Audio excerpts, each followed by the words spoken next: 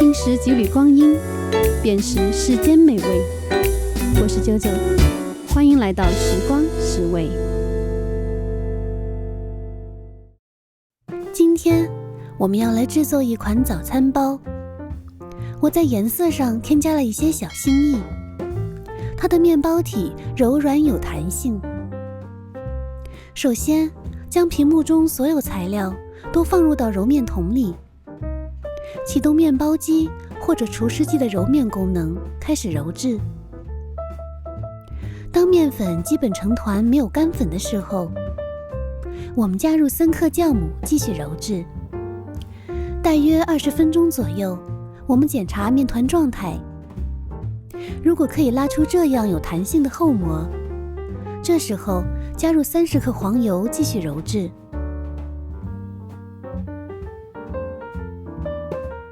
大约30分钟左右，我们再次检查看看，是否可以拉出这样有弹性又薄透的膜。这时候的面团就是揉制好了。我们将面团和搅拌桨取出，在手上撒上一些面粉防粘，用外扣的方式将面团的表面整理光滑。接着放回揉面桶里，盖上盖子进行发酵，大约需要80到100分钟左右，具体情况视气温而定。检查面团是否发酵好的方法，先是看看它是否是原来的2到2.5倍大小，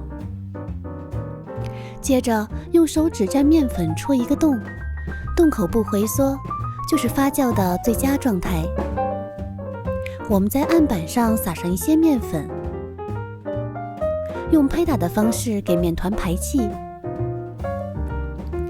经过排气再做2次发酵的面团，它的气孔会更加均匀细腻。咱们一边拍打，一边将面团整成长条形，然后进行切割。我们将面团分成5份，第1份要切得比较小，接下来每一份都比前面1份大一些。然后我们将每一份面团加上不同的颜色，使用可可粉以及其他颜色的果蔬色粉，因为色粉会吸收水分，所以我们加上1小勺色粉之后，要再滴1到2滴牛奶，反复的揉搓，直到颜色变得更均匀。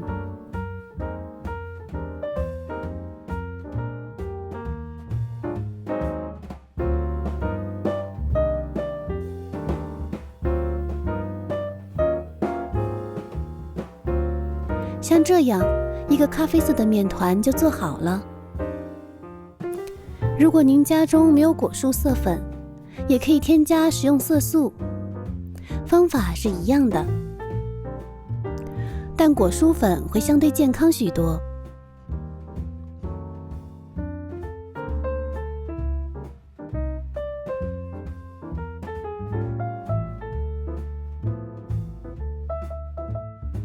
5个颜色中，我分别选择了棕色可可粉、原味白色、蓝色食用色素、粉色草莓粉以及绿色抹茶粉。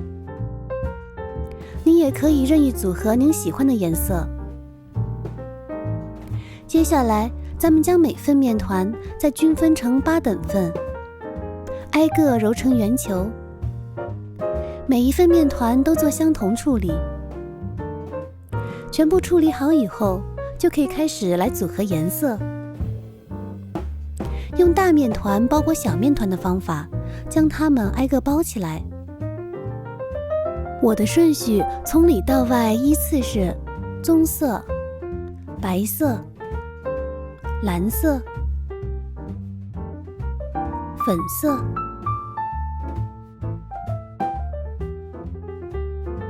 以及绿色。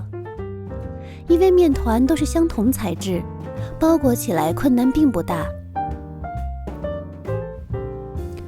最后一层颜色包裹好以后，将面团整成光滑的圆球，然后均匀地码放在烤盘上，进行2次发酵。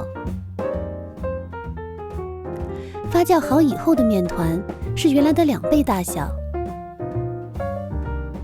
我们在表面薄薄刷上一层牛奶，再撒上一些白芝麻，接着送入到预热好的烤箱，华氏355度，摄氏温度180度，烤制20分钟左右。烤好以后，可以将它们搁在晾网上晾凉。这款面包闻上去有淡淡的奶香，趁着余温装入密封盒，它的表面就会回软。切开内部是多彩的造型，面包体柔软且有弹性。制作和搭配颜色也是一个非常愉快的过程。动手试试这款开启您一天美好心情的面包吧。如果你喜欢我的影片，别忘了点赞、订阅以及分享。我是啾啾，我们下次见。